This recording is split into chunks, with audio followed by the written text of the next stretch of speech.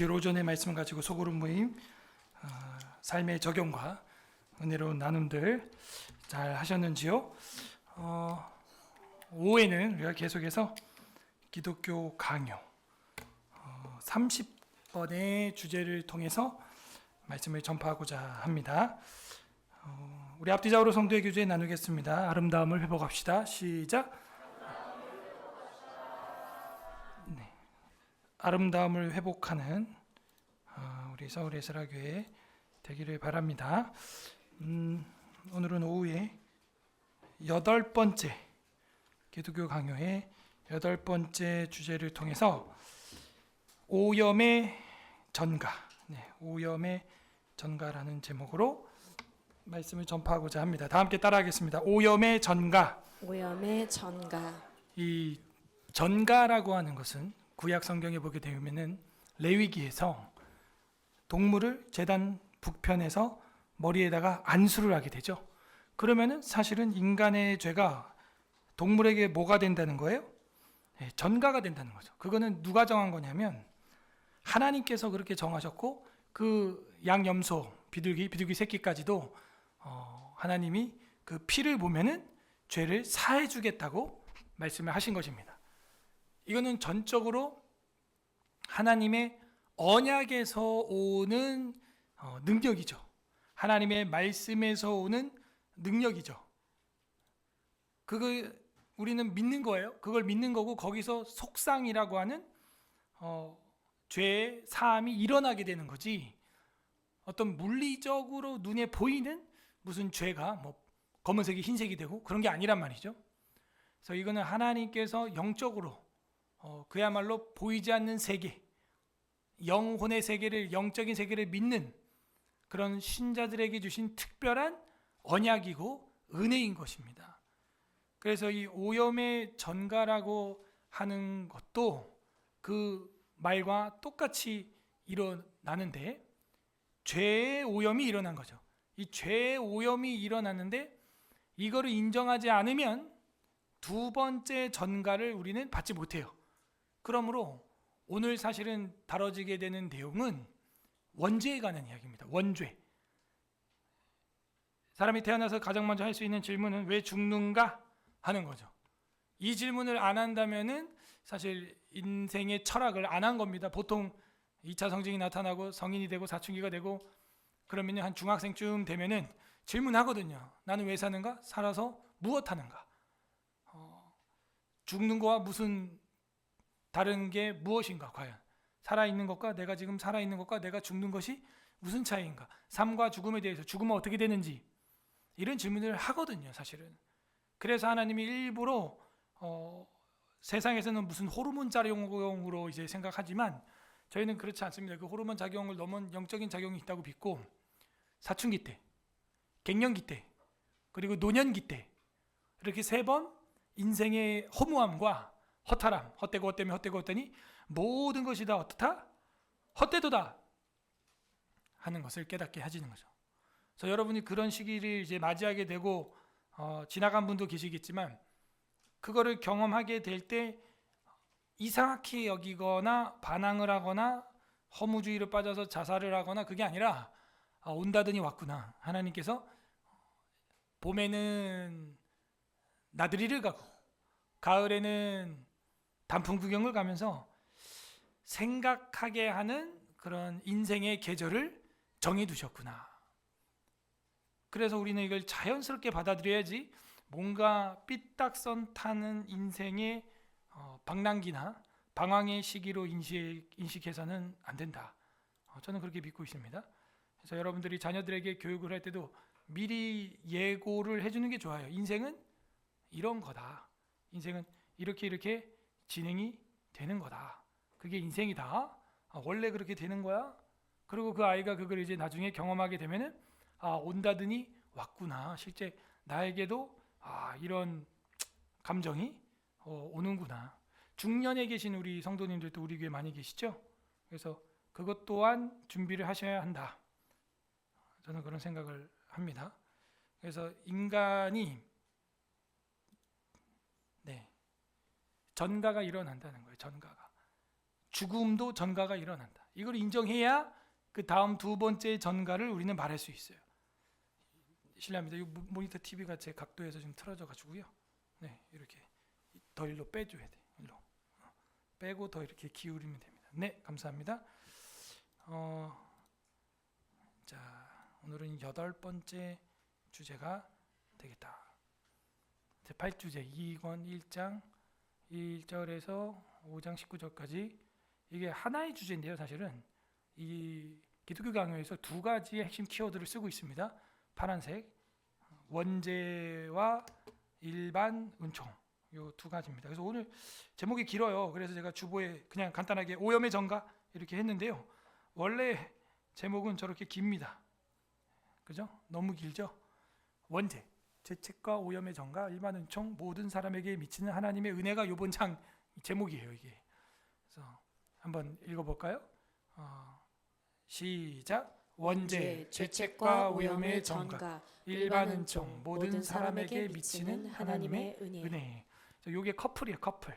동전의 양면처럼 교리를 배워야 하기 때문에 되고, 또 한편 앞에 거라고 하기도 애매하지만 요 장에 나오는 원죄만 우리가 공부하게 되면 솔직히 절망적이죠. 인생이 우울하고 이번 한 주가 오후 예배, 이 공적인 우리 공예배 마지막 시간인데 굉장히 좀 암울하게 끝날 수가 있습니다. 그래서 암울하게 끝나면 안 되잖아요.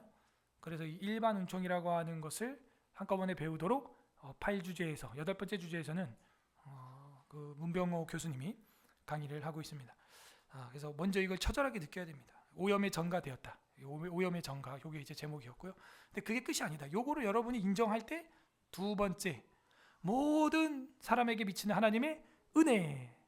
사실 여기 뒤에 무슨 말이 빠졌어요? 은혜의 전가, 이게 빠진 것이죠. 그렇구나. 모든 그 오염의 전가가 있는 것처럼 은혜에도 전가가 있다 하는 겁니다. 전달되고 그 사람에게 간다. 그게 전가의 교리라고 하는 것이죠. 연역적으로 말씀을 드리면은 여러분이 아담과 하와로 인하여서 원죄가 우리에게 들어왔다 하는 걸 믿습니까? 네, 그걸 인정해야 돼. 목사님, 내가 죄진 것도 아닌데 자꾸 할머니 할아버지 죄진 거 가지고 내가 죄졌다 그래요. 근데 여러분이 난궁씨가 아닌데 난궁씨가 된 이유는 뭐예요? 할아버지 할머니가 난궁씨니까, 할아버지가 난궁씨니까, 김씨니까, 박씨니까 그대로 왔잖아요. 그 대표성의 원리라 그래요. 그렇게 해서 받은 거를 우리가 뭐라고 할 수가 없어요, 사실은. 근데 이거를 대표성의 원리를 인정해야 됩니다.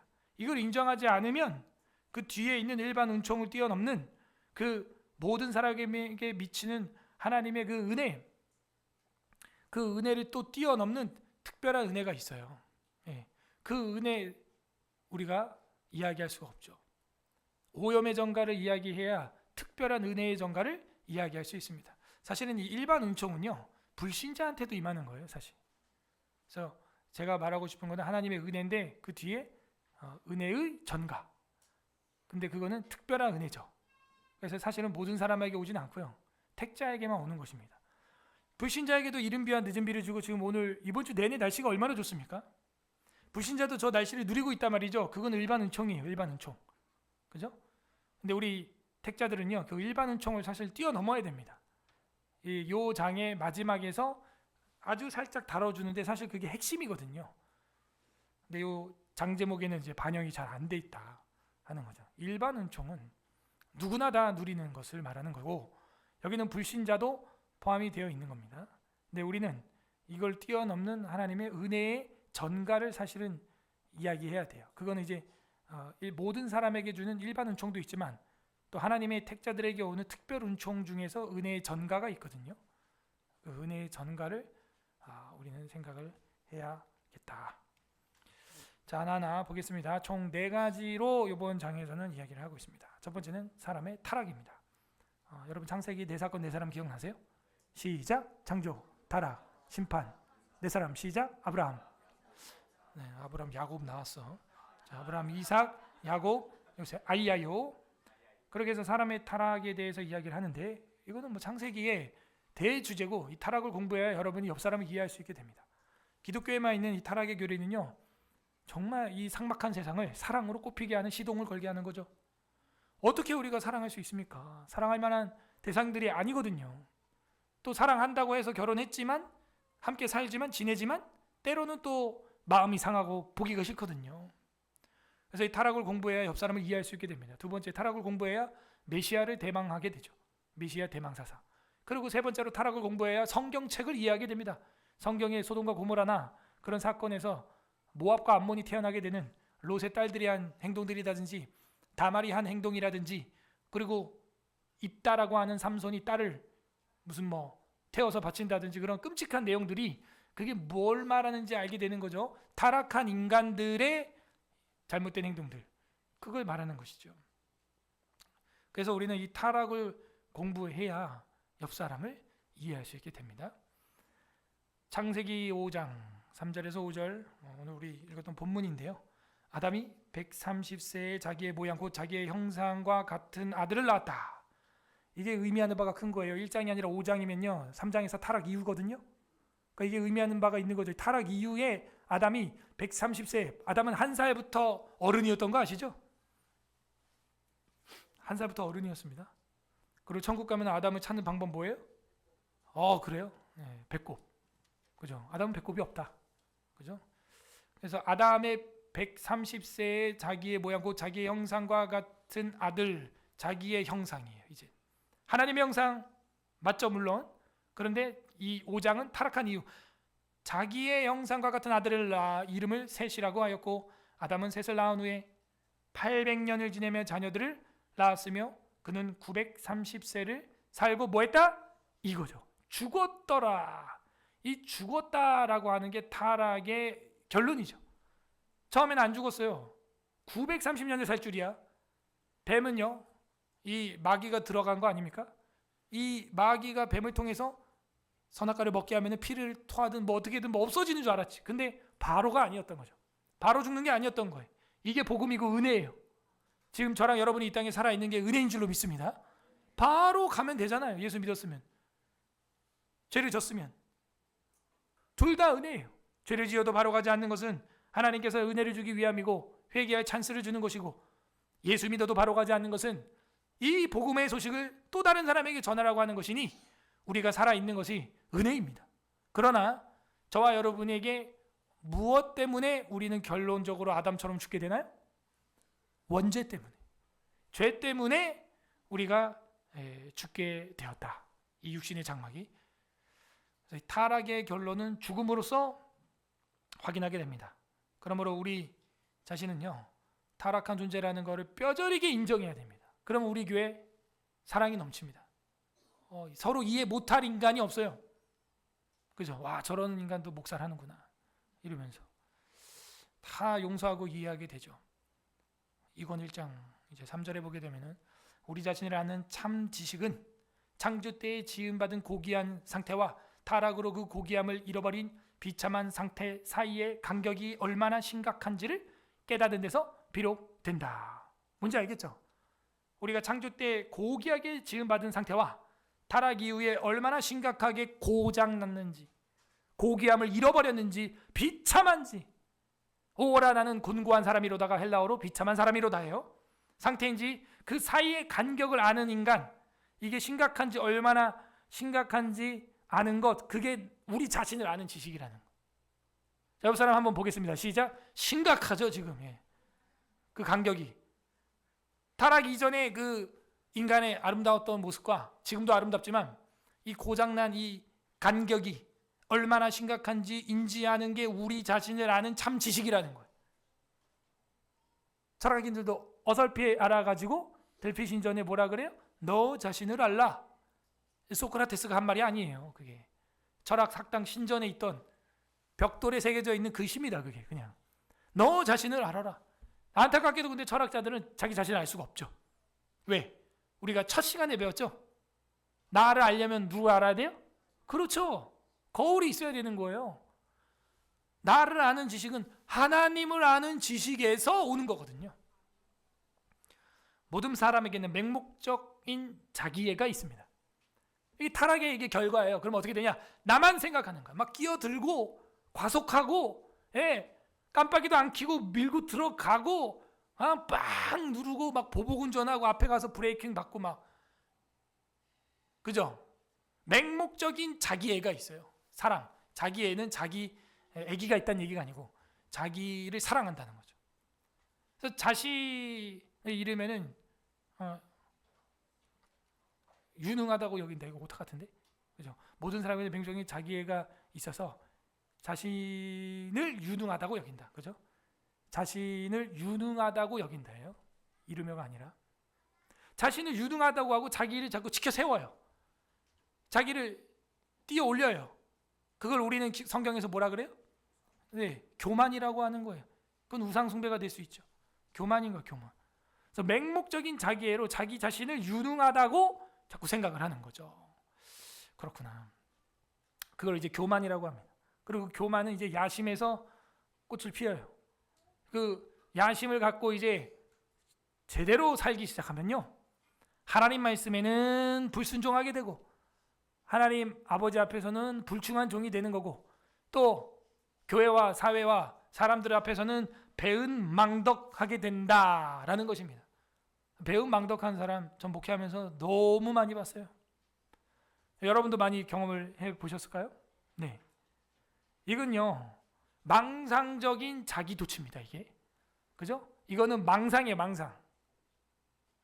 그래놓고서는 불순종과 배은망덕을 하는 거죠.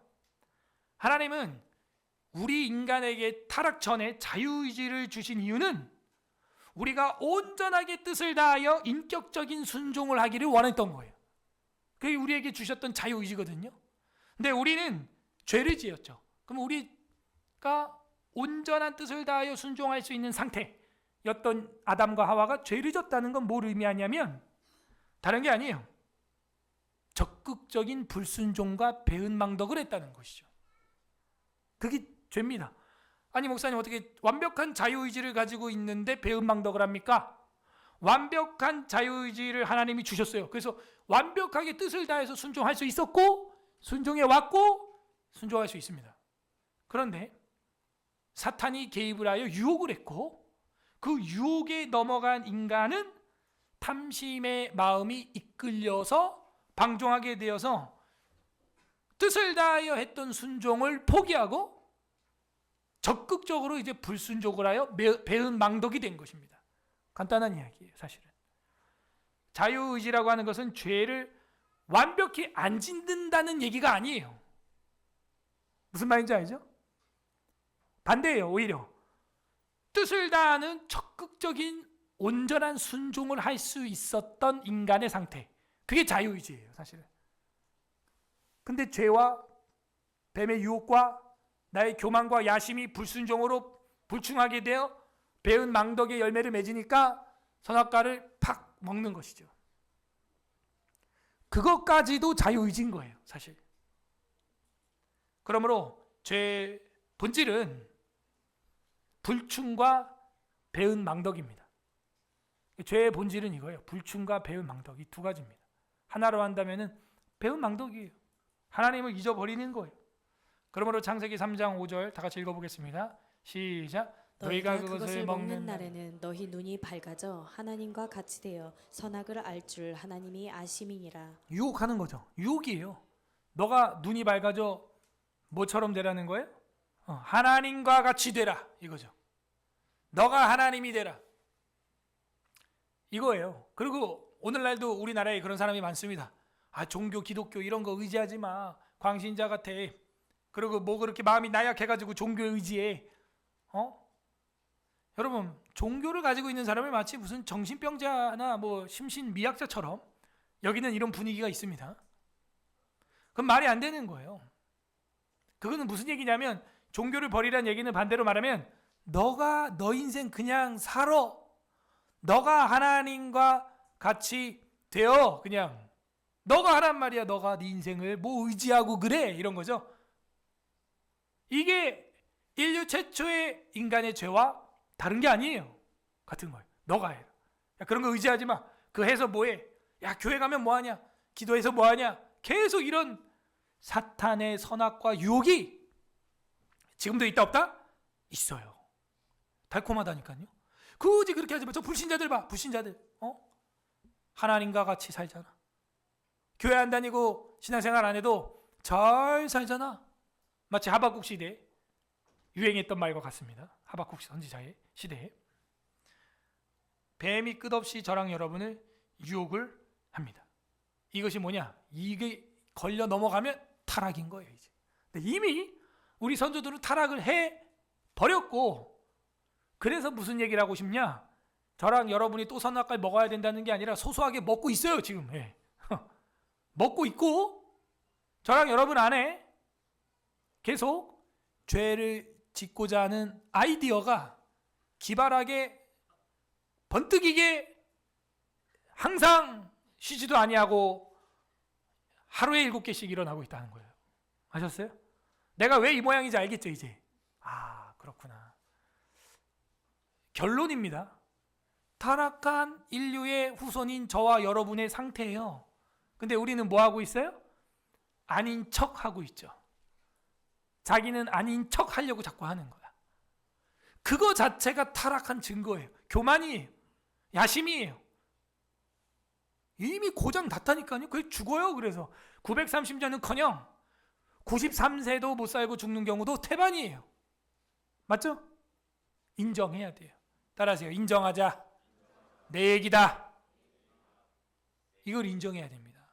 타락했습니다. 이게 사람의 타락. 두 번째. 그러면은 이제 그 타락은 뭐냐? 바로 원죄인데, 이 원죄는 죄책과 오염의 죄가를 보여주고 있다. 복잡하다. 이 죄책, 오염, 죄과 뭐 이런 내용들이 나오는데 이따가 잠깐 말씀을 드리겠고, 어쨌든 이 원죄라고 하는 것은 원래 있는 죄라는 거예요. 결국에는 인간에게 태어나자마자 이거는 좋아요. 쉽게 말하면 유전입니다. 유전이에요. 그냥 가지고 나오는 거예요. 이거는 엄마 뱃속에 잉태되는 순간에 이미 가지고 있어요. 이걸 어떻게 할 거예요? 근데 여기까지만 들으면 굉장히 우울합니다. 그래서 오늘 강의를 이 뒤에 이제 4번까지 있는데 끝까지 들어야 돼요. 끝까지. 그리고 처음에 하나님이 인간을 만들었을 때 얘기를 아까 제가 모두 했던 거를 기억하셔야 돼요. 하나님은 뜻을 다하여 온전하고 기쁘게 순종할 수 있는 인간으로 만들었다고 했어요. 분명. 그건 잊어버렸고, 그죠?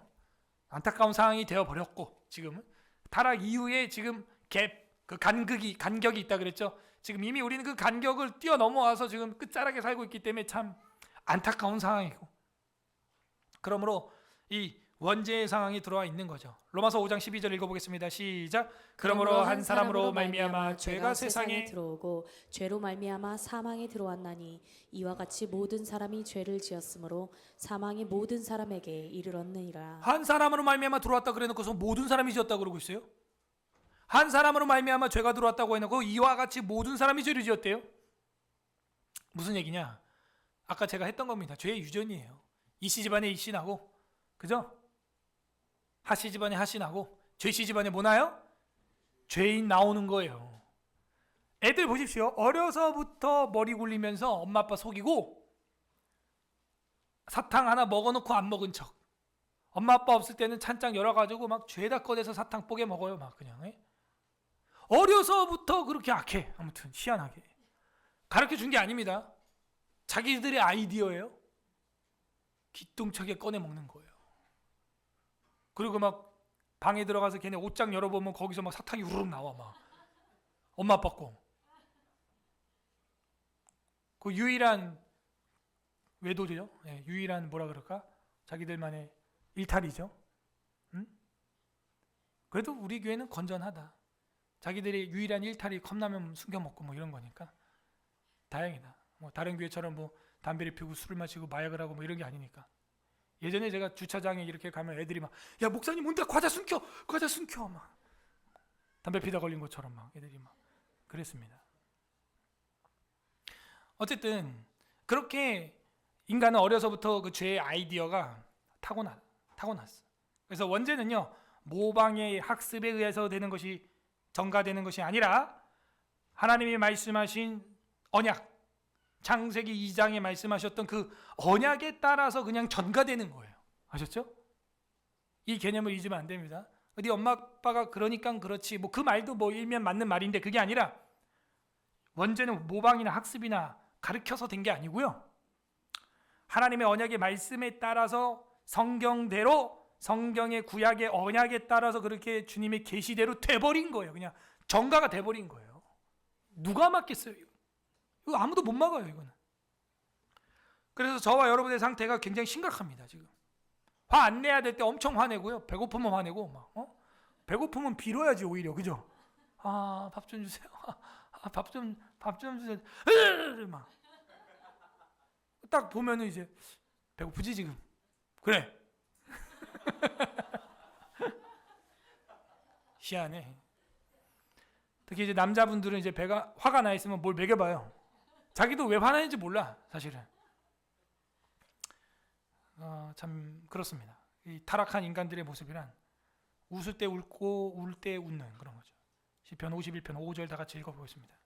시작. 내가 죄악 중에서 출생하였으며 어머니가 죄 중에서 나를 잉태하였나이다. 태어날 때부터 죄악 중에서 출생했어요. 그러면 이제 우리 아기들 키우는 엄마들 뭐야 그럼 나 죄인 한 명 더 낳은 거야? 맞아. 그런데 거기까지 2번까지만 들으면 안 되고 3번 4번이 있으니까 기다리라고. 죄인을 낳은 거고 잉태할 때부터 원죄가 있어요. 죄악 중에서 출생한 게 맞습니다. 원죄라고 하는 거예요. 이거 인정해야 됩니다. 그러므로 우리는 영적 생명이 타락 이후에는 죽음으로 되었다. 그러므로 성경 자체가 우리가 에베소서 2장 1절에 보게 되면 죄와 허물로 죽을 뻔했더니 아니라 죄가 허물로 죽었던 과거형으로 되어 있어요. 우리를 살리셨다. 안 죽었는데 나. 영적으로 죽었어. 죄와 허물로 죽었던 너희를 살렸다는 거예요. 그러므로 죄는요, 우리가 본성적으로 짓는 게 아닙니다. 하나님이 우리 본성은 어떻게 만들었어요? 선하게 만들었죠. 그러므로 우리 기독교는 성선이에요, 성악이에요? 그죠? 그러므로 성선이죠, 처음에는. 근데 타락 이후에 태어나는 인간들은 악이 된 거죠. 그러므로 죄는 본성으로 짓는 게 아니에요. 본성이 타락해서 짓는 거예요.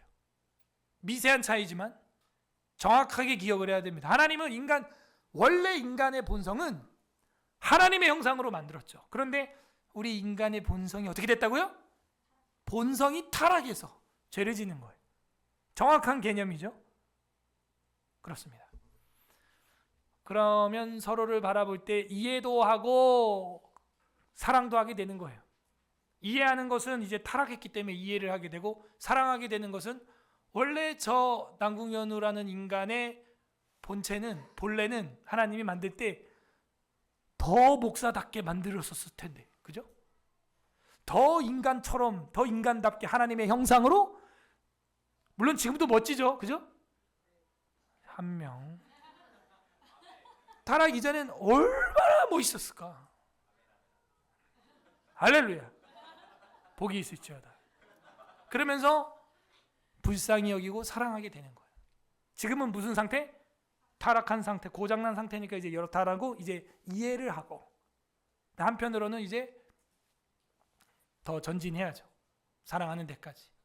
근데 자꾸 전진하지 못하게 하는 것은 가시와 엉겅퀴 같은 우리의 성격 때문에 내 속에 내가 너무 많아서 무성한 가시나무 숲이 바람만 불면 외롭고 괴로워서, 그죠? 오는 새들도 쫓아내는 우리가 문제죠. 그죠? 내가 문제인 거죠. 험악한 세월을 보낸 것은 야곱 때문입니다. 그러므로 본성의 타락이 문제입니다. 로마서 8장 20절 합독합니다. 시작. 피조물이 허무한데 굴복하는 것은 자기 뜻이 아니요 오직 굴복하게 하시는 이로 말미암음이라. 이거 굉장히 어려운 성경 본문인데 이제 이해가 되네요. 아셨죠? 피조물이 허무한데 굴복하는 것은 자기 뜻이 아니고 오직 굴복하게 하시는 이로 말미암음이래요. 이게 무슨 얘기예요? 허무한데 죄에 굴복하는 게 굴복하게 하시는 이로 말미암음이래요. 그게 무슨 얘기냐면은 하나님의 언약대로 돼버렸다는 얘기예요. 이게 원래 본성은 굴복하고 싶지 않은데 우리가 왜 굴복하면서 사냐? 타락을 해서, 본성은 좋았는데 본성이 타락을 해서 하나님 말씀대로 굴복하게 하신 이로 말미암아 자꾸 세상의 우상의 엉뚱한 것에 굴복하고, 그 허무한데 굴복하게 되는데 그건 사실 우리 뜻은 아니죠. 안타까운 상황이죠. 타락했기 때문이죠. 그러므로 한번 읽어보세요. 이권 1장 12절 시작. 하나님은 자신의 작품이 아니라 자신의 작품의 부패를 미워하신다. 네, 미워하신다. 아, 그렇구나. 이러면 이제 하나님과 사랑이 좀 회복이 되겠어요. 나는 하나님이 날 미워하는 줄 알고 막 교통사고 나게 하고 중환자실 집어넣고 죽다가 살아나고 막 수술대 올리고 막 한두 번도 아니고 막 요로 결석도 한 3번 걸리고요. 그 돌 하나 빼내는 게 애 하나 낳는 고통이에요. 남자가 겪는 고통 중에 제일 큰 고통이 요로 결석입니다. 그런 거 겪을 때마다 원망되죠. 왜 맨날 나는 이 모양일까? 하나님은 근데 자기 작품이 미워서 그러는 게 아니라는 거예요. 사실은 인류가 미워서, 인간들이 미워서 이런 가시와 엉겅퀴를 준 게 아니라는 거예요. 우리 이 작품들이 부패해서 그런 거예요. 그래서 썩은 냄새가 나는 겁니다.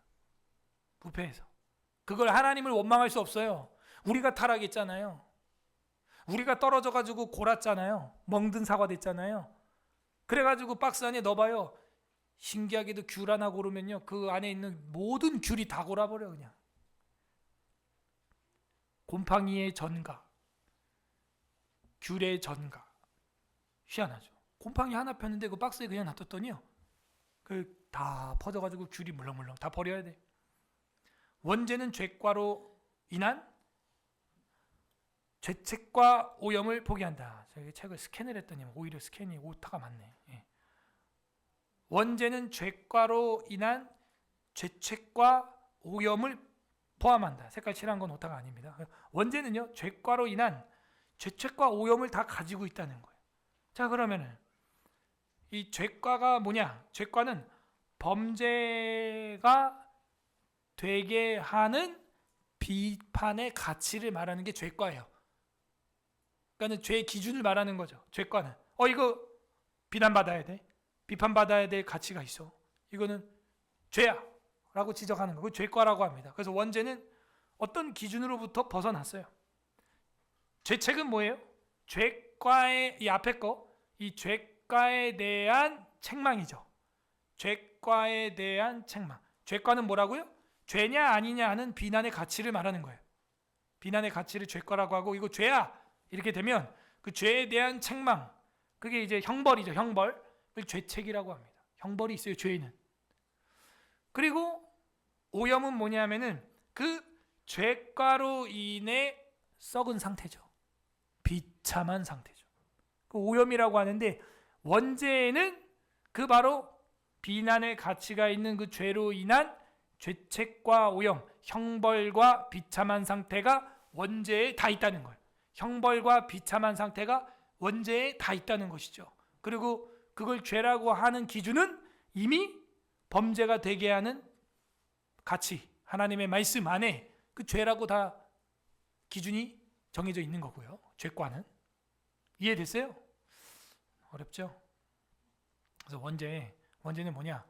죄의 비난의 가치가 되는, 그죠? 비난의 가치가 되는 죄, 그 죄 때문에 오는 형벌과 비참한 상태가 원죄에 다 포함되어 있다는 겁니다.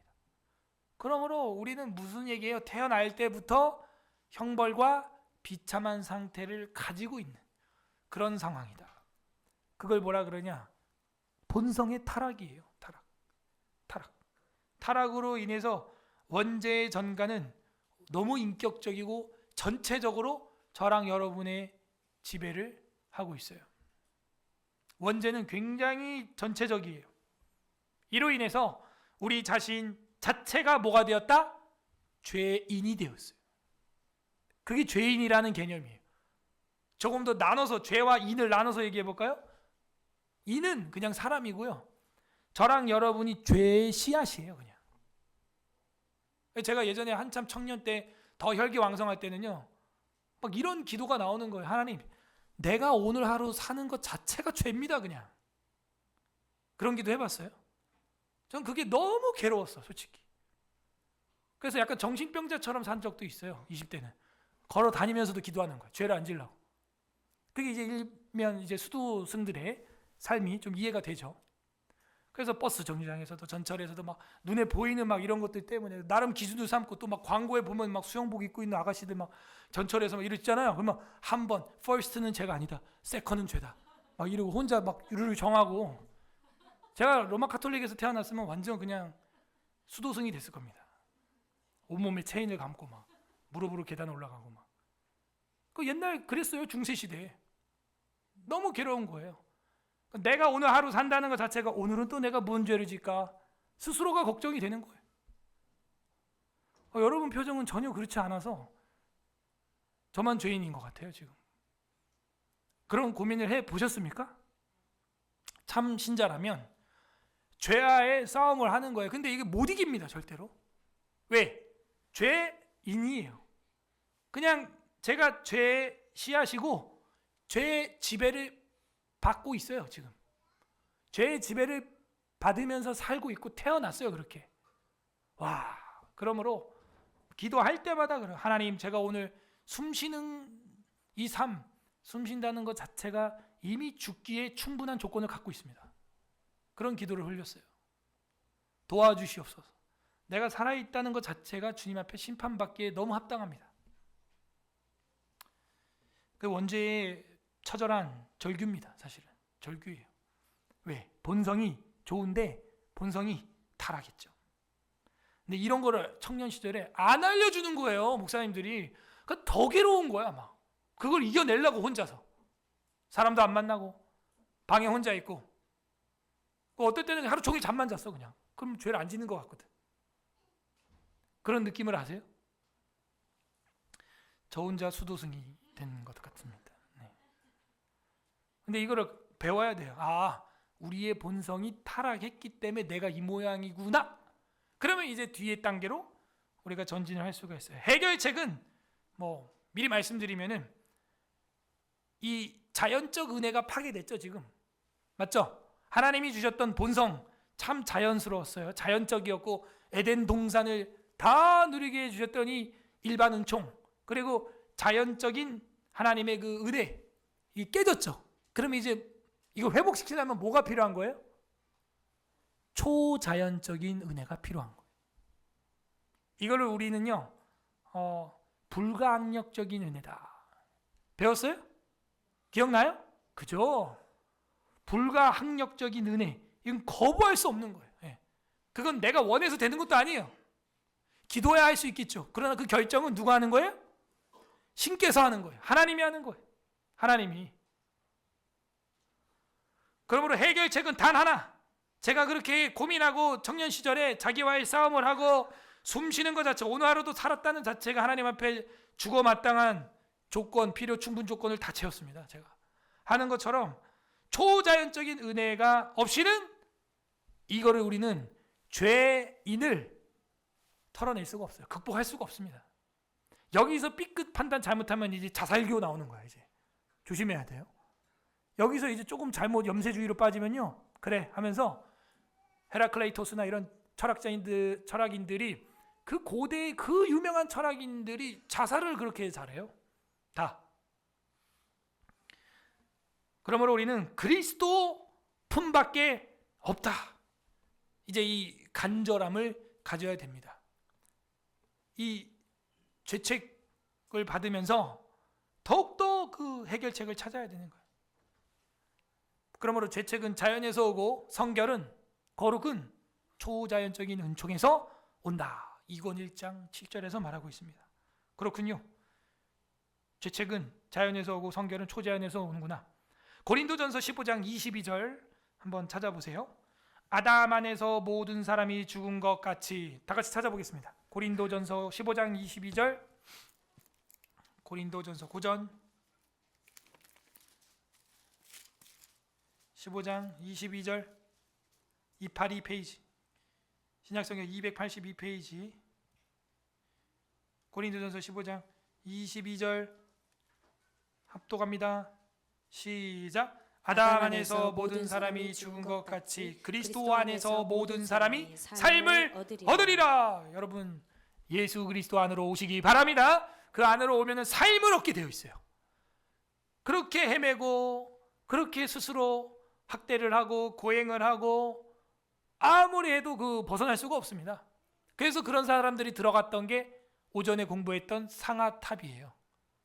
그래서 루터도 탑에서의 경험이 있습니다. 회심의 경험이. 탑에서 일어난 거예요. 탑의 사건이라고 유명한 신학적 사건입니다. 왜? 세상 다 끊어버리고 두문불출하고 예술가는 예술에, 지식인은 학문에, 거기에만 몰두를 하는 거예요. 근데 그런다고 되는 게 아닙니다. 하나님의 초자연적인 은혜가 있어야 이 자연에 깨어져 버린 죄책, 자연 은총을 극복할 수가 있게 되는 것이죠. 이 사악함은 우리 안에서 없어지지 않고 이거는 영적으로라야 해결이 가능합니다. 마치 우리가 홍수에 빠지면 머리부터 발끝까지 헤어나올 수 없는 것처럼 밖에서 머리끄댕이를 잡고 구조대원이 꺼내줘야 되는 거예요. 이거는 우리가 어떻게 할 수가 없어요. 네. 그래서 이제 세 번째, 일반 은총의 한계, 그죠? 이 한계를 깨달아야 특별 은총을 이제 사모하게 되는 것입니다. 일반 은총의 한계는 무지를 변명하지 못하게 한다 하는 것입니다. 그렇구나. 그러므로 이 하나님이 주신 신자와 불신자에게 주신 이 자연, 과학, 이 만물, 여러 가지 지식들, 여러 가지 의술들, 여러 가지 문화들, 이런 것들이 좋죠. 때론 유익하죠. 또 우리가 사용해야 됩니다. 안경이 없었으면 글씨를 제가 선명히 못 봤을 거 아니에요. 은총이에요. 하나님의 일반 은총. 근데 그런 것들로, 이런 일반 은총들로서 초자연적인 하나님의 능력을 얻어낼 수 있는 건 아니다. 할 수 없다. 그리고 하나님을 더 알아가는 건 불가능하다. 일반 은총만으로는 하나님의 능력과 그 베푸시는 구원의 호의를 다 우리가 알 수가 없다. 이 영적인 일이기 때문이죠. 하나님의 언약을 깨트린 영적인 일이기 때문에 영적으로라야 이 한계를 뛰어넘을 수가 있습니다. 고린도전서 2장 14절 합독합니다. 시작. 육에 속한 사람은 하나님의 성령의 일들을 받지 아니하나니 이는 그것들이 그에게는 어리석게 보이며 또 그는 그것들을 알 수도 없나니 그러한 일은 영적으로 분별되기 때문이라. 그죠? 육에 속한 것들로 어떻게 보이지 않는 성령의 일들을 우리가 받아들일 수가 있겠습니까? 그것들을 알 수도 없고요. 볼 수도 없습니다. 왜? 그러한 일은 영적으로 분별이 되기 때문이다. 분명 보이지 않는 세계, 무당한테 가보라고요. 보이지 않는 귀신이 있다는 걸 바로 알게 될 겁니다. 근데 우리가 믿는 신은 성신이죠. 성령이죠. 악령이 아니죠. 그러므로 보혜사 성령이라고 하는 요한복음의 개념을 우리는 또 너무 사랑할 수밖에 없는 거예요. 나의 상담자, 나의 대언자, 나의 변호사, 보혜사, 그 얘기예요. 그 변호사, 보혜사, 상담사가 성령 하나님이시고 그 성령 하나님이 내면적 교사의 역할을 해줘서 우리로 하여금 특별한 조명을 마음속에 비추어 주신다. 우리는 그 한계를 인정하고 이제는 뭘 의지해야 돼요? 예수의 영. 무슨 영? 성령. 그래서 우리 지금 현대교회는 성자 하나님의 승천과 성령 하나님의 강림으로 말미암아 여러분이 두세 사람이 모일 때 은혜로운 아까 같은 찬양도 일어나고 이제 보이지 않는 영의 파티를 하는 거예요. 쉬운 말로 하면 성령에 그냥 자연스럽게 이제 순복하게 되죠. 자, 방금 중요한 얘기예요. 아까 우리가 모두의 기쁜 뜻으로 주님께 순복해야 되는데 그게 안 돼요. 이제 배은망덕하여 죄로 타락했다 그랬죠. 그럼 이제 이걸 회복할 수 있는 비법, 초자연적인 역사, 그거는 예수 그리스도의 영을 이 복음 선포와 예배와 이 경건의 모양과 연습을 훈련을 통하여 언제 하나님이 주실지 모르지만 사모하는 마음, 오전에 그 아가의 말씀, 사모하는 신랑을 사모하는구나. 신랑이 나를, 그 성우의 목소리 기억나요? 이렇게 여자 성우는 왜 이렇게 느끼한지 모르겠어. 난 그거. 호라, 신랑이 나를 사모하는구나. 좀 예쁘게 읽을 수 없을까? 왜 그렇게 왜 이렇게 좀 느끼하게 읽냐 이거야. 성경을 좀 예쁘게 그냥 정상적으로 읽지 왜? 포도츠카코 막 왜 이렇게 읽는 거야? 아, 은혜가 안 돼 정말. 이건 항의해야겠어요 제가. 무슨 화르게 여인처럼 읽고 있어 성경을. 그냥 정상적인 현숙한 여인처럼 읽어야지. 보라 신랑이로다. 아닌 것 같아 그건. 귀를 막지 마시고요. 들어보세요. 개혁해야 됩니다. 그래서 이 신랑을 사모하는 그 술람미처럼 우리가 뭐 해야 되는 거예요? 신랑의 영, 성령, 예수의 영을 사모해야 되는 거예요. 근데 그 영이 어디서 역사하냐 이거예요. 사도행전에 보니까 두세 사람이 모인 곳에 말씀 들을 때 우리 마음이 뜨겁지 않더냐? 말씀 듣는 그들에게 성령이 내려와서 각 나라 언어로 전도를 하더라. 소위 방언이 터진 거죠. 모여야 되는 거예요. 모여야. 재판 기억나세요? 재판 야후. 오늘 오전에도 마지막 절이 뭐였어요? 하나님께 우리가 뭘 쌓아야겠냐? 신랑을 위하여 새 것과 묵은 것을 쌓아도다. 쌓아놨도다. 그게 숨겼다. 재판 야후. 하나님이 숨겨주신다 하는 거였잖아요. 얼마나 우리가 하나님을 위하여 준비하고 사모하고 뭐 하루 준비하는 게 아니에요. 그 마른 것은요. 1년 이상 준비하고요. 그렇게 준비해가지고 신랑을 사모해서 이제 나들이 가자는 거예요. 소풍 가자는 거예요. 봄 소풍 가자는 거예요. 선교 가자는 거예요. 날씨도 풀렸겠다. 무슨 얘기합니까 우리는? 물론 이제 여러분 가정을 위해서도 그렇게 기도해야겠지만 정말 우리의 신랑 대신 그리스도의 영, 이 보혜사 성령, 내 내면의 교사, 특별한 조명, 이걸 사용해야 돼. 그래, 조명 얘기 잘했다. 저기 두 개의 특별한 조명이 있으니까 찬양 집회할 때 더 따뜻한 분위기가 나오잖아요. 예, 그것도 일반 은총이에요. 조명을 만들었잖아. 여기 지하실인데 이 조명 없어봐요? 창문 하나도 없기 때문에 끄면은 깜깜해요. 일반 은총 사용해야 돼요. 사용해야 돼요. 그러므로 보혜사 성령이라고 하는 특별한 조명 사모해야 됩니다. 내면적 교사 사모해야죠. 나는 사형 선고를 받을 건데 나를 방어해줄 변호사, 보혜사 반드시 내 변호사로 채용해야죠. 맞죠? 이걸 앞에 것과 대비를 해보라고요.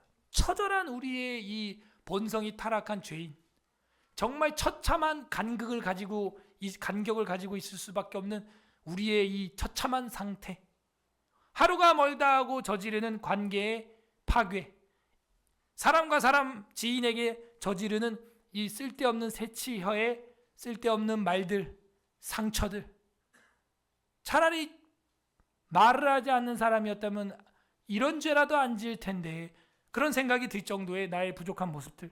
에베소서 1장 17절 읽습니다. 시작. 우리 주 예수 그리스도의 하나님 영광의 아버지께서 지혜와 계시의 영을 너희에게 주사 하나님을 알게 하시고. 결국에는 하나님을 제대로 알아가고 살아가는 방법은 지혜와 계시의 영, 영광의 아버지께서 지혜와 계시의 영을 너희에게 줘야 된다 이거예요. 그러므로 자녀된 저와 여러분은 뭐 해야 돼요? 그 아버지께 그거를 기다리고 기도하고 기대하고 갈망해야죠. 갈망이죠. 그죠? 사모한다는 건 갈망이에요. 디자이어라 그랬어요. 엄청나게 사모해야 되는 겁니다. 그것은 태도예요. 자세예요. 자, 그러므로 요한복음에 나오는 13장 14장 우리가 보진 않겠지만 시간상 보혜사고 아버지께서 내 이름으로 보내실 성령 그가 너희에게 모든 것을 가르치고 내가 너희에게 말한 모든 것을 생각나게 하리라. 결국에는 그 성령께서 너희를 가르치고 지도하고 변호해주고 생각나게 해주시고 인도해준다는 거예요. 그래서 어떻게 돼야 된다? 우리가 전적으로 타락하기 이전에 뜻을 다하여 하나님께 즐겁게 순종해야만 했던 아담과 하와의 상태로 돌아가야 되는 거죠. 그러면 그게 어떻게 가능하다고요? 자연적으로는 이미 틀렸으니 초자연적인 역사가 있어야 되는 것이죠. 영적인 일이기 때문에 영적으로라야 되는 것이고, 이 영은 무슨 영이냐? 성령이죠. 그 성령은 예수 그리스도의 이름으로 보내심을 받고, 그죠? 우리 안에 오시는 겁니다. 그러면 우리가 이제는 어떻게 되는 거예요? 기쁘신 그 하나님의 뜻대로 나도 기쁘게 전혀 거부감 없이 전적으로 총체적으로 전인격적으로 순종하는 상태.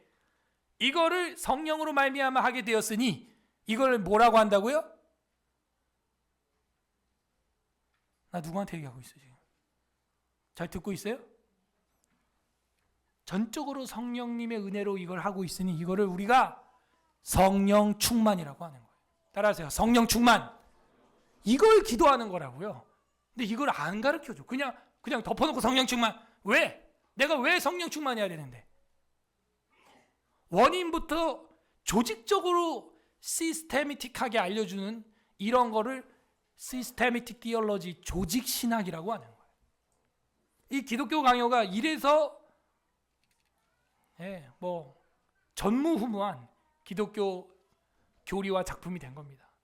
조직 신학이에요. 조직 신학.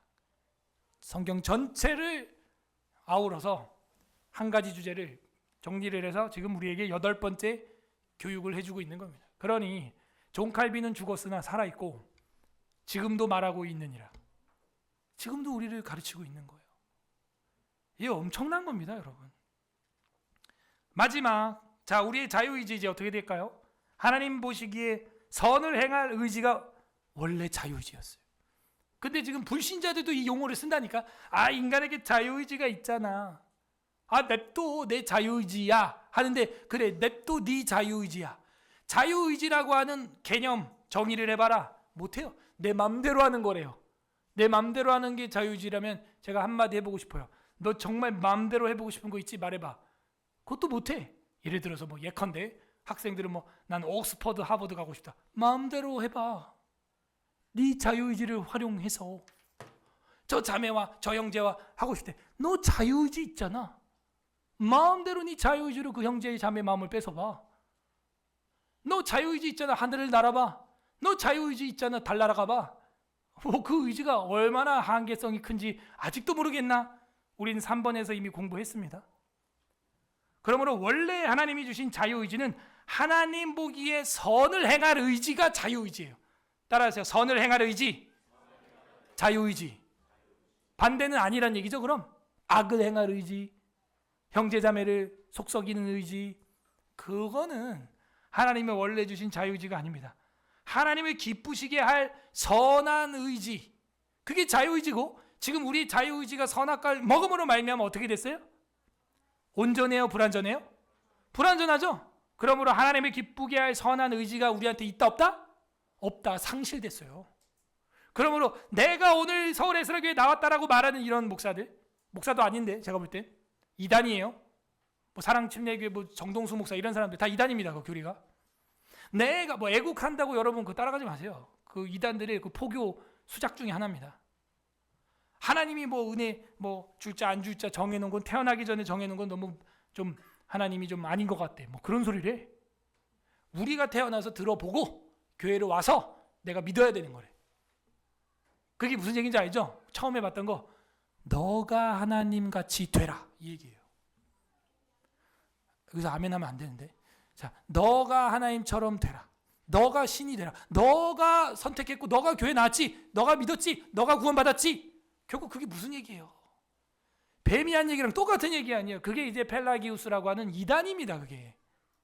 펠라기우스는 뭐라 그러냐? 타락 이후에도 타락 전에 자유의지로 선과 악을 인간이 선택할 수 있다는 거예요. 여러분, 구원론에 있어서 자유의지를 절대로 말하면 안 됩니다. 여러분, 구원론에 있어서 예수를 믿는 거에 있어서 여러분의 자유의지가 거기 섞였다는 이야기를 하는 순간 바로 이단인 거예요. 그거는 바로 이단이에요. 어떻게 우리가 구원을 이야기하는데 자유의지를 이야기할 수 있습니까? 공부 안 했어요? 타락했다니까요. 우리가 고장났다니까요. 어떻게 우리 자유의지가 하나님의 기쁨을 선택할 수 있어요? 로마서 7장 18절 19절 시작. 내 속 곧 내 육신에 선한 것이 거하지 아니하는 줄을 아노니 원함은 내게 있으나 선을 행하는 것은 없노라. 내가 원하는 바 선은 행하지 아니하고 도리어 원하지 아니하는 바 악을 행하는도다. 그잖아요. 원하는 거 있지만 안 돼요. 바울도 안 돼요. 그게 내가 원하는 바 선을 행하지 아니하고 도리어 원하지 않은 바 악을 행하고 있다는 거예요. 안 된다니까요. 자꾸 율법주의로 빠지는 거죠, 바울도. 그러므로 여러분, 오늘 귀한 단어를 하나 이제 배우게 되었습니다. 우리가 말하는 자유의지는 아래 하나님 앞에서 선을 행하고자 하는 거듭난 성도의 의지를 앞으로 우리 교회는 자유의지라고 합니다. 아셨죠? 우리가 말하는 자유의지는 하나님 앞에서 선을 행하고자 하는 거듭난 성도의 의지, 그거는 자유의지예요. 온전한 자유의지예요. 이건 구원받은 후입니다. 내 자유의지로 교회 나와서 믿었지 그 소리 하면 그 이단이고요. 그 하나님의 100% 은혜로 말미암아 성령께서 부르시고 택하시고 의롭다 하시고 칭하시고 양자 삼으시고 성화시키시고, 그죠? 구원의 확신 주시고, 그렇게 하신 그 하나님 안에서 살아가는 성도로서의 의지, 그게 자유의지예요. 또 질문하죠. 그런데 목사님, 난 성도고 집사인데도 계속 엉뚱한 말과 행동으로 사람들에게 범죄할 때가 많아요. 그래서 뭘 기도하라 그랬어요 아까? 그치, 성령 충만. 이게 충만하지 않으니까는 그래요. 이게 비어있잖아요. 컵에 봐요. 성령이 있어요. 예수를 구주로 시인은 해요. 그죠? 물이 들어있으니까. 예수가 내 구주시고 왕이십니다 시인은 하니까 성령의 내주는 있어. 물은 들어있어. 근데 충만은 아니야. 빈틈이 있어. 다른 게 들어올 수 있어요. 싸워가는 거죠. 그 성화라 그래요. 근데 나는 그 싸우는 틈도 주기 싫어. 그러면 이제 충만해야 되는 거예요. 여기 물이 꽉 차면 딴 게 들어올 수가 없습니다. 예. 성령 충만을 우리는 그래서 기도하는 것이죠. 그러면은 그 인간 일반 보통 사람들이 말하는 건 뭐냐? 자연의지죠. 죄를 지을 수밖에 없는 타락한 인류의 보편적 노예의지를 자꾸 자유의지라고 말하는 거야. 근데 우리는 이걸 구별해서 그걸 이제 자연의지라고 이제 합니다. 불신자들도 나 자유의지가 있는데 뭐 이런 말 하죠. 여러분 이제 그걸 번역해서 들어야 돼요. 아, 너가 말하는 자유의지는 자연의지인데 너가 늘 선만 행하지 않지 않냐. 죄를 지을 수밖에 없는 타락한 인류 보편적 노예의지를 넌 지금 자유의지라고 완전 왜곡해서 말하는구나. 진정 자유의지는 예수 안에 거듭난 성도 크리스찬만 가지고 있는 게 자유의지다. 사실 넌 뭐야? 넌 죽어 있어 지금. 자유도 없어. 노예 상태야. 이해됐어요? 그러면 이 말이 이해돼. 다시는 종의 멍에를 매지 말고 자유해라. 진리를 알지니 진리가 너희를 자유케 하리라. 이 말도 이제 이해가 되는 거지. 근데 지금 믿지 않는 사람들은 자기가 자유의지가 있는 줄 알아. 우리가 볼 땐 자연의지고 그거는 그냥 타락한 보편적인 노예의지였던 거지. 때론 죄도 짓거든요. 노예의지잖아. 노예의지. 때론이 아니에요. 대부분 죄예요. 예. 노예의지라고. 죽어서 그래요. 그러므로 우리는 이제 자연의지와 자유의지 구분을 하게 되었습니다. 자, 마지막 성경 다 같이 읽어보고 마치겠습니다. 시작. 주는 영이시니 주의 영이 계신 곳에는 자유가 있느니라. 이 말이 이해야 되는 거야. 그러므로 나는 이제 성령을 구할 수밖에 없는 이유는 진정한 거듭난 성도로서의 의지, 진정한 에덴의 회복, 자유의지. 자, 자유의지 분명히 기준이 있습니다. 구원받기 전의 자유의지를 여러분이 말하면 이단이 돼요. 구원받기 전의 상태에서의 자유의지는 자연의지고 노예의지예요. 왜? 아담이 타락했으니까. 그 이후에 우린 태어났으니까. 그러므로 우리가 펠라기우스의 이단성 주의해야 됩니다. 예? 우리가 여전히 타락한 이후에도 최초의 상태에 머물고 있으면서 선과 악을 선택할 수 있다. 100% 이단이에요. 100%. 이게 책에서도 분명히 이야기를 하고 있습니다. 우리의 자력으로는 할 수 없습니다. 우리의 자력으로는 할 수 없는 것까지도 하나님은 근데 명령하고 있다는 게 문제예요. 성경에서. 네 이웃을 사랑하라, 원수를 사랑하라. 맞아요. 우리 자력으로 지킬 수 없는 것들이에요. 그게. 근데 하나님 성경에 써놨죠. 그게 뭘 의미하는 거예요? 넌 안 돼. 바울이 오라 난 공고한 사람이로다. 넌 안 돼. 우리 주 예수 그리스도께 감사하리로다. 그리고 합력하여 선을 이루시는 그 성령의 은혜, 나보다도 더 탄식하시는 성령의 탄식. 그래서 7장 다음에 8장에 성령의 탄식이 나오는 거예요. 모든 피조물들과 함께 성령도 탄식하시니 우리는 마땅히 뭐래요? 기도할 바도 알지 못하나. 저랑 여러분은 여러분 기도 제목도 몰라 스스로. 뭘 기도해야 되는지도 모른다고. 우리는 마땅히 기도할 바를 알지 못하나. 나도 내 기도 제목을 모르나. 성령은 내 안에서 탄식하시면서 기도하신다는 거예요. 신비죠. 초자연적인 일이죠. 이런 은혜가 임하면 성경에 하나님이 명령하신 우리가 지키기 어렵다 생각하는 말씀들도 어떻게 된다고요? 마음과 뜻을 다하여 기쁨으로 전폭적으로 총체적으로 순종하는 성령의 충만의 상태에 도달하게 되는 것입니다. 사람의 의지는 자유의지에 의하여서 구원에 도달하는 게 아닙니다. 하나님의 각별한 특별한 은혜에 의하여 진정한 자유를 얻게 되는 것입니다. 이를 위하여 예수 그리스도께서 십자가를 지시고 십자가에서 피 흘려 죽으시고 저와 여러분에게 보혜사 성령을 약속해 주셨고 120문도가 사도행전에서 마가의 2층 방에 모여가지고 기도할 때 바람처럼 강력한 그 성령님이 오셨고 우리는 5월달인가요? 6월 초인가요? 5월달에 성령 강림절을 지키게 되는 것입니다.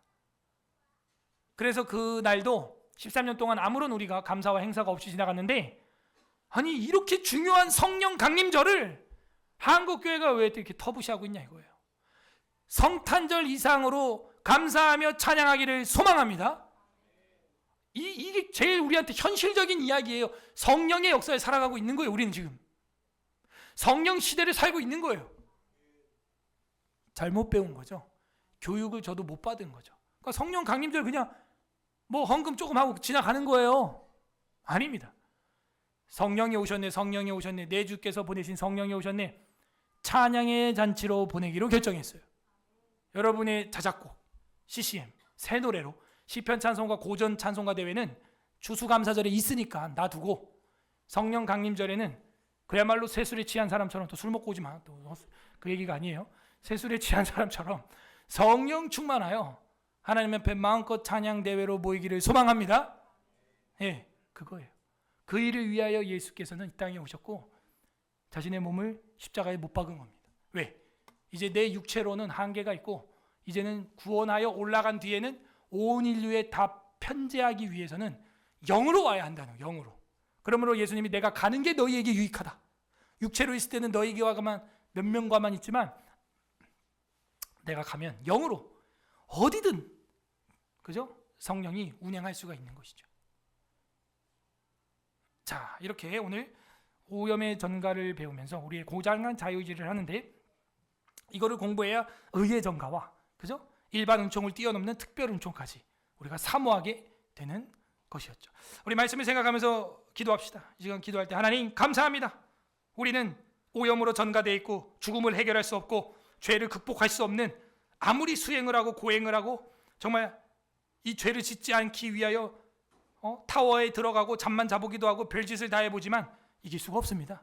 주님, 하지만 우리로 하여금 오늘 은혜의 전가와 그리고 일반 은총을 뛰어넘는 특별 은총을 깨닫게 해주시니 감사합니다. 감사기도 하시고 두 번째 회개합시다. 하나님, 우리가 우리 스스로 교회 나오고 내가 믿었고 내가 잘했고 내가 임원이고 내가 교회에 뭔가를 했다고 자기 교만과 야망과 배은 망덕을 했던 것들 용서하여 주옵소서. 세 번째는 간구합시다. 이제는 오염의 전가를 뛰어넘어서 하나님의 은혜의 전가가 내 삶에 임하게 하여 주시옵소서. 우리의 힘과 능력과 노력으로 되는 것이 아닙니다. 성령님 도와주시옵소서. 성령님 나로 하여금 충만케 하여 주시옵소서. 우리 성령 충만을 위하여 주님 한번 부르고 기도하겠습니다. 주님, 하나님 아버지가